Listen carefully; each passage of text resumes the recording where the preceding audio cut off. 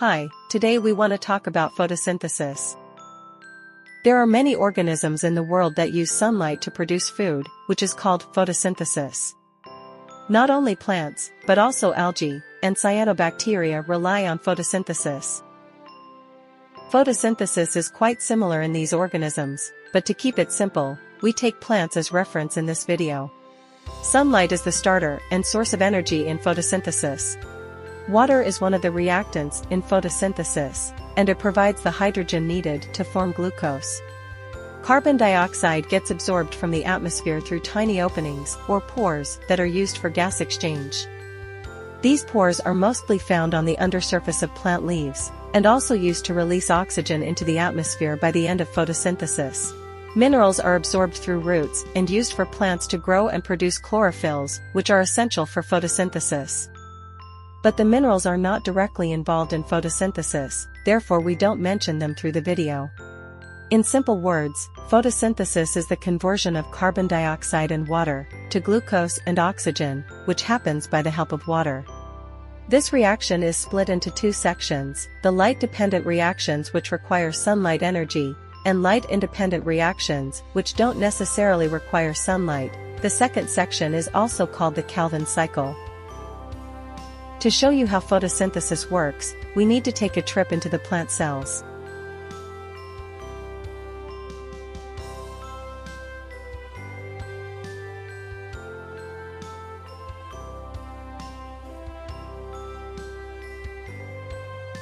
So we zoom into the plant cells until we find all the organelles. The center of photosynthesis in plants is a green organelle, called chloroplast. A chloroplast, like an individual organelle, contains multiple compartments, such as two-layer of membranes, DNA, ribosomes, and etc. There are specific compartments in a chloroplast, called thylakoids, or granum if we are talking about a stack of thylakoids. These thylakoids are connected via lamella. The colorless fluid in chloroplast surrounding these compartments is called stroma. Now let's take a closer look at these thylakoids. As you can see, thylakoids are pouch-like sacs that contain a pigment embedded in their membrane, called chlorophyll. These pigments are responsible for absorbing light. They absorb sunlight and reflect the wavelengths that they cannot absorb, which is green in most plants. So that's why most plants are green. The area inside thylakoids is called lumen. The first step of photosynthesis, or the light-dependent reactions, take part in the membrane of thylakoids.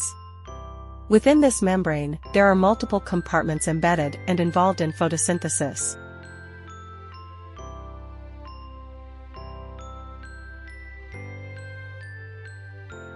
As light gets absorbed by chlorophyll P680 or photosystem II, water gets split into oxygen, proton and electron by the oxygen-evolving complex.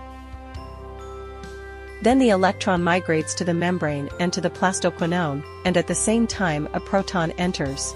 The electron now goes to the cytochrome, plastocyanin, and finally reaches photosystem I, or chlorophyll P700, waiting for the next light energy.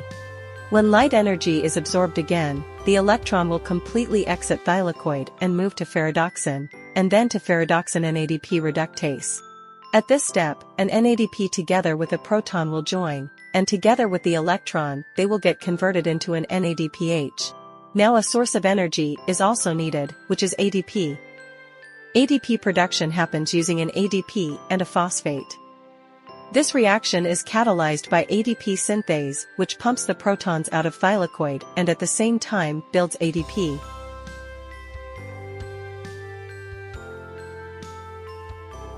This was the end of the light-dependent reactions. Now oxygen is released and we are left with an NADPH and ADP.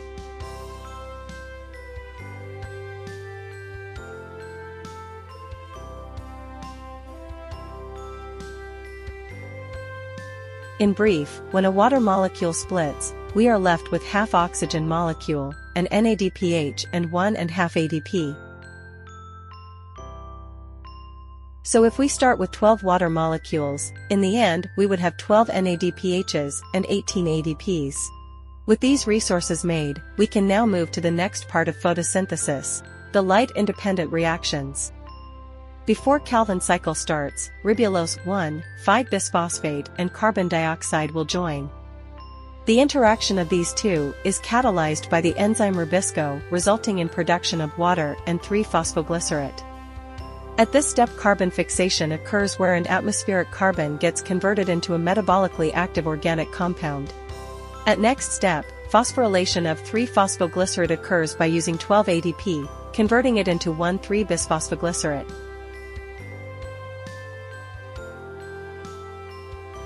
Afterwards, by the help of 12-NADPH, glyceraldehyde 3-phosphate is made. These last two steps are called reduction of 3-PGA to G3P. Two glyceraldehyde 3-phosphate molecules will leave the cycle to build 1-glucose. In the third step, ribulose 1,5-bisphosphate will get regenerated. This is done by converting the remaining glyceraldehyde 3-phosphates to ribulose 1,5-bisphosphate. This last step is done by using the phosphate coming from the ADPs. Now that ribulose 1,5-bisphosphate is remade, the cycle can happen again. Glucose is a sugar with 6 carbons, and glyceraldehyde 3-phosphates has 3 carbons. So 2 of these molecules are needed to build 1-glucose. All the carbons in glucose are sourced from carbon dioxide. So 6 carbon dioxide molecules are required to build 1-glucose. If we combine both light-dependent and light-independent reactions, we would get to this equation. Because water is both consumed and made, we can remove 6 of them from both sides. And now we can again see the photosynthesis equation, which we saw at the beginning of the video.